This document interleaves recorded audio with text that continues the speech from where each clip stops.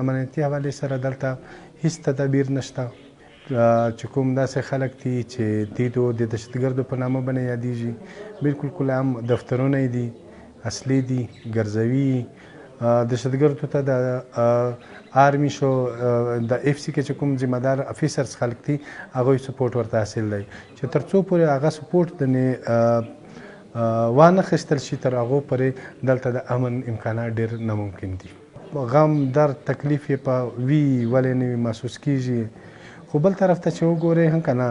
دغسې په زرونو خلکو سره کیږي نو موږ دا وایو چې هغه خلک چې په زرونه چا سره کیږي که نه هغه مخنیوي دپاره خیر دی دا قربانۍ به موږ وقتاً فوقتاً ورکوو فاروق زموږ مشر ورور چې و دا په 2003 کې بیا وقتاً فوقتاً په 2015 کې بیا ټارګېټ شول بیا په 2015 په اینډ کې بیا موږ ټارګېټ شولو بیا په 8 کې ټارګېټ شو بیا وقتاً فوقتاً بیا په موږ باندې ډېر اټیک وشول بیا زخمیان شولو ولګېدلو په دا کې چې په ما باندې اټیک وشو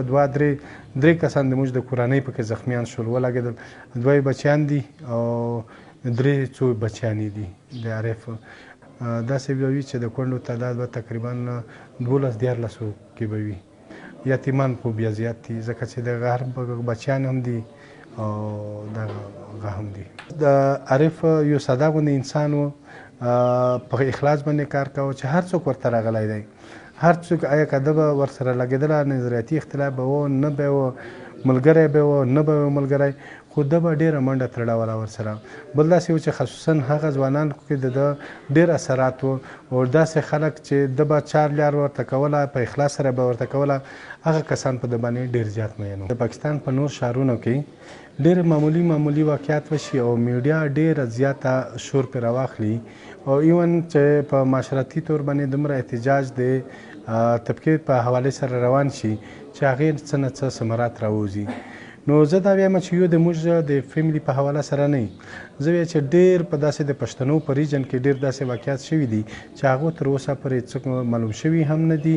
څوک یې گرفتار کړي هم نه دي یا چا داسې ویلي هم نه دي چې دا د پلان کې چا لاس دی پکې د عارف په اف آی آر کې مشوره سره کوو د سکیورټي ادارې چې کوم چیف دي مشران دي تقریبا موږ به د دې نمونه پکې شاملوو اپلیکیشن به ورکوو چې دا دغه په ایما باندې شوی دی چې دلته چې هر څه کیږي دا د سکیورټي ادارو اندر کیږي بیا هغه سکیورټي ادارو چې دوی په خپله باندې دا گیم چلوي یا په خپله باندې دغه کسان یې ساتلي دي چې د دې دا به ورته ووایي چې دوی خپل د کریس بیان ساتلی دي نو هغه چیرته داسې غواړي چې دوی په خپل چا باندې کردار هم ادا کوي په دوی په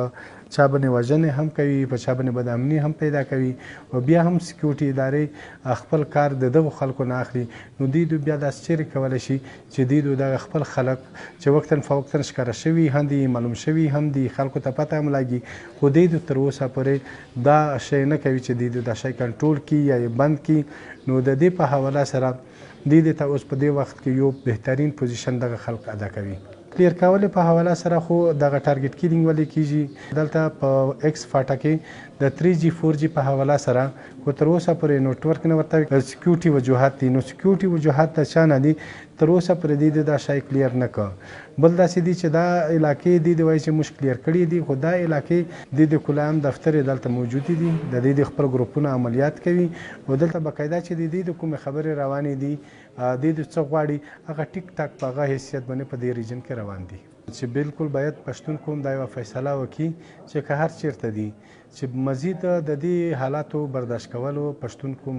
نه دی پاتې شوی پښتون قوم دا راولاړ شي خپلې قومي جرګې فیصلې ده وکړي قومي لښکر ده تیار کړي او داسې دا ووایي چې د ریاست سره هم تضاد دا نه غواړي چې موږ د ریاست سره تضاد غواړي خو دا وایي چې کم از کم دا ټارګټ کیلینګ شول دا دهشتګردي شوه یا د دهشتګردۍ مرکزونه شول یا د دهشتګردۍ ګروپونه شول چې داسې دوی دا فیصله وکړي چې موږ د خپل وطن د علاقې نه صفا کول غواړو نو دا به بهترین سټیپ وي دا به اولنی سټیپ وي دا به هغه سټیپ وي چې د امن طرف ته به استحکام وي انشاءالله تعالی داسې خبره نشته چې موږ د څومره مرګونه چې وشول څومره شهیدان چې وشول چې موږ به دا غواړو چې یاره موږ په دې خپل موقف نه په شا شو داسې نشي کله کېدلی ځکه چې نن د عارف